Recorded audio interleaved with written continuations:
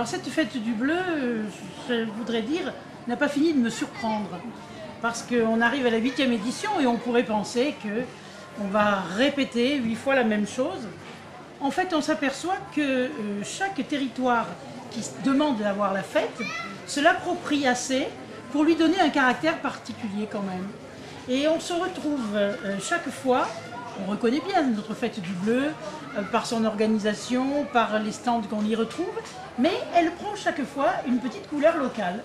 La fête du bleu, c'était une initiative un peu du parc du Vercors, puisque dans les années 2000, tout début de l'année 2000, se posait la question de faire un point de vente, un local de vente et de promotion du bleu du Vercors sur l'Anse en Vercors. Et le parc a proposé, donc c'était Yves Pillet, le président du parc, qui a proposé qu'effectivement, plutôt que de faire un endroit, de construire un bâtiment pour faire la promotion du bleu du Vercors, de créer une fête qui soit itinérante sur le massif du Vercors et qui fasse la promotion tous les ans, de façon tournante sur le territoire, du bleu du Vercors-Sassenage et de tous les produits. Alors la fête du bleu, c'est pas que la fête du bleu du Vercors-Sassenage, du fromage, mais c'est aussi la fête de toutes les productions agricoles du territoire du parc. Aujourd'hui, cette fête, c'est la fête du bleu, la fête des produits et des producteurs du territoire, et associée aussi donc au comices, c'est-à-dire à la fête des animaux qui produisent ces magnifiques produits du terroir. Le public, effectivement, a envie de voir à la fois, il découvre les produits, mais il a envie de voir les producteurs qui sont derrière. Donc c'est la rencontre du client avec les producteurs, du consommateur avec le producteur, et la rencontre du consommateur aussi avec l'animal qui produit et pour lequel l'éleveur prend beaucoup de soins et beaucoup de travail pour que effectivement, le produit soit de qualité. Mais c'est une fête populaire qui devient quelque chose d'incontournable, fête du massif du Vercors.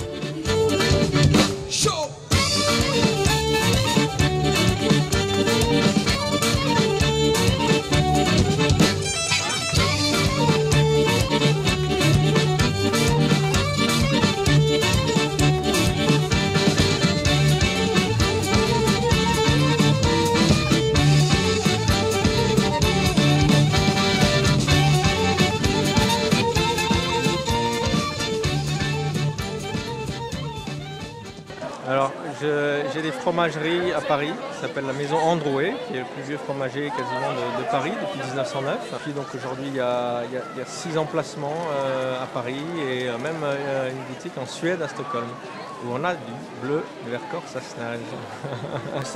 Parmi les bleus, c'est un des bleus qui a beaucoup de succès.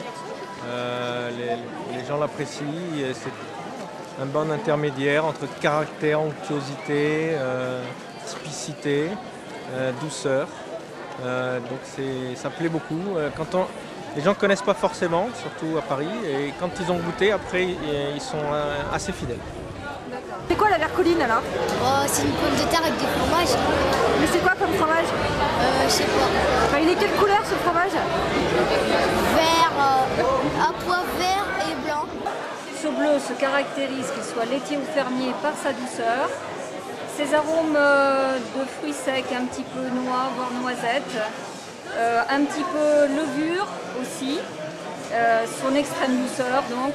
C'est pour ça qu'il va s'allier en cuisine avec des mets bien sûr assez relevés, mais également avec du sucré. Pour faire un plat salé-sucré, ça passe très très bien.